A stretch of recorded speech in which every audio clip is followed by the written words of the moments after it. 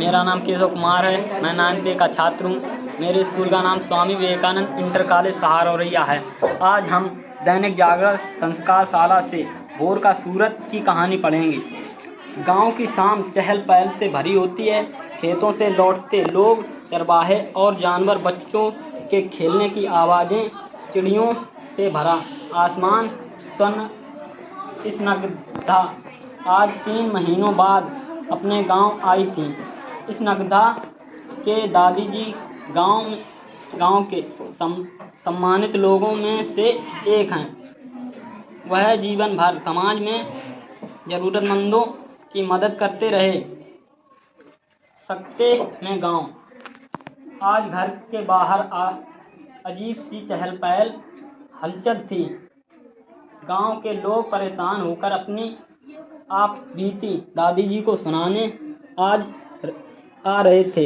कोई घर या खेती के चले आने जाने से दुखी था, तो किसी का बगीचा बांध बनने की योजना के कार्ड सरकार को दिया जाना था। पूरा गांव आज सकते में था जब यह पता चला कि प्रशासन ने इन जमीनों को लेने की प्रक्रिया शुरू कर दी है।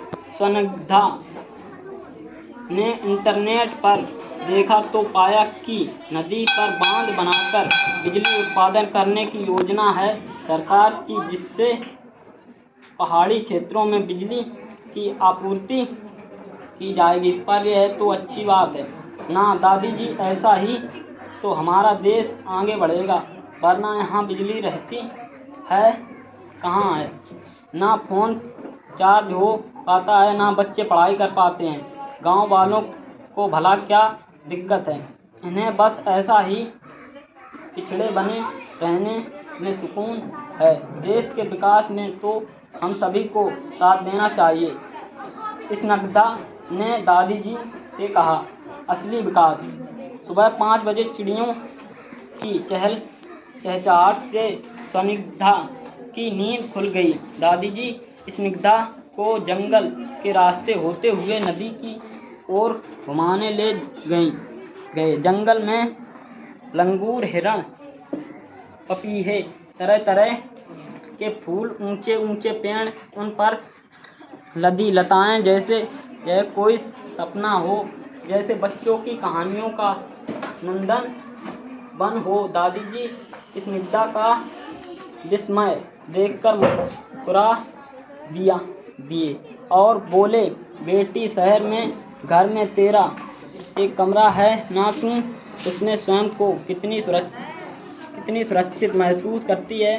बस सोच कि यह जंगल कटा तो इन जानवरों और पक्षियों के घरों का क्या होगा? नदी पर पहुंचकर दादाजी बोले, बेटी, कहने को तो यह नदी है, पर हमने तो इसे माँ की तरह माना है। इस नदी के जल पर ही तो सारा गांव आश्रित है। इसकी सुंदरता और बहाव के साथ छेड़छाड़ क्यों की जाए? कोई और तरीका भी तो होगा ना? विकास का आगे बढ़ते हुए दादाजी ने वे जमीनें दिखाई, बने हुए घर दिखाए, स्कूल दिखाए जहां वे पढ़ने जाते थे, जो अब अधिक दिनों के मेहमान नहीं थे। स्निग्धा के मन में ढेर सारे सवाल उठे। विकास ऐसे होता है क्या? एक और बिजली मिलेगी, पर इसके घर कहाँ रहेंगे? पैसा जरूर देगी सरकार, पर अपनी जगह को मुंह कैसे फूटेगा? इतनी जल्दी घर या स्कूल कैसे बन सकेगा? भविष्य संवारने की जिम्मेदारी। दादाजी स्निग्धा की विकलता समझ रहे थे।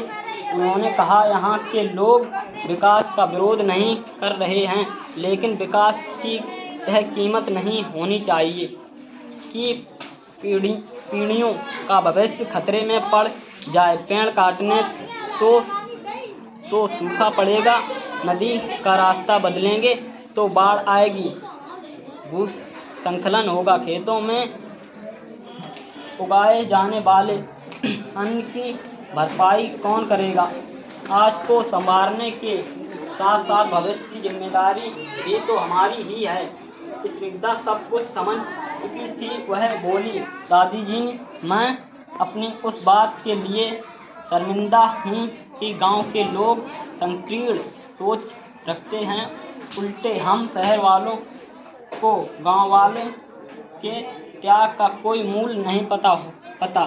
सरकार की जिम्मेदारी बस जमीन के बदले मुआवजा देने भर की नहीं होनी चाहिए। यह भी समझना चाहिए कि इस विकास से कितने लोगों का जीवन प्रभावित हो सकता है। दादाजी चढ़ते हुए सूरज को देखकर मुस्कुरा दिए। उन्हें विश्वास था कि उनकी आने वाली पीढ़ी आज सच में नींद से जाग गई। धन्यवाद।